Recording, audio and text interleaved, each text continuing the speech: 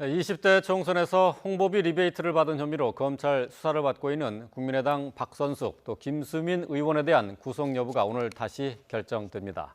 오후 1시에 김수민 의원이 출석한 데 이어서 조금 전 박선숙 의원까지 모두 법원에 출석했습니다. 지금 영장 실질 심사가 진행 중인데요. 현장에 나가 있는 취재기자 연결합니다. 강희경 기자. 네, 서울 서부지방법원에 나와 있습니다. 네, 조금 전 박선숙 의원까지 법원에 출석을 했죠? 네, 그렇습니다. 오후 1시에 먼저 김수민 의원이 그리고 조금 전인 오후 2시에 박선숙 의원이 차례대로 법원에 모습을 나타냈습니다. 이곳 서울 서부지방법원에서 오후 1시부터 영장실질심사가 진행되고 있는데요. 짙은 남색 정장을 입고 법원에 먼저 모습을 드러낸 김수민 의원은 예전과 마찬가지로 초조한 기색 없이 차분한 모습이었습니다. 검찰의 영장 재청구에 대해 어떻게 생각하느냐는 취재진의 질문엔 거듭되는 오해에 대해 법정에서 밝히겠다고 말했습니다. 김수민 의원의 말 직접 들어보겠습니다. 아직도 오해가 계속되는 부분에 관해서 법원에서 다시 한번 소명하겠습니다. 어떤 부분에 대해 소명하시겠습니까? 혐의 계속해서 부인하시나요?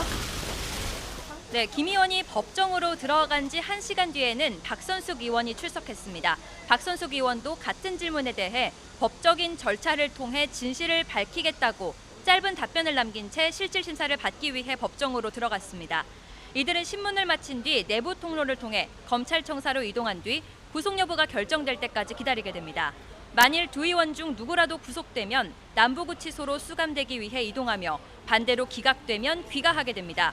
첫 영장 실질 심사 때와 마찬가지로 결과는 오늘 늦게 나올 것으로 보입니다.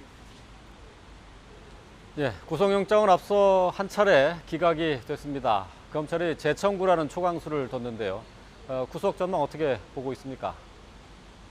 네, 먼저 두 의원이 받고 있는 혐의는 크게 두 가지입니다. 공직선거법 위반 그리고 정치자금법 위반인데요. 지난 8일 검찰이 구속영장을 청구했지만 법원은 구속 타당성이 인정되기 어렵고 또 방어권 보장이 필요하다면서 구속영장을 기각했습니다. 하지만 검찰은 법원의 판단을 이해하기 힘들다는 입장이었고 기각 사유를 면밀하게 분석한 결과 다시 구속영장을 청구했습니다. 검찰은 박선숙 의원이 앞서 구속돼 재판에 넘겨진 왕주현 전 사무부총장과 같은 혐의를 받는 데다가 김수민 의원은 범죄 수익을 직접 취득한 혐의를 받는 만큼 형평성을 고려해 영장을 재청구했다고 밝혔습니다.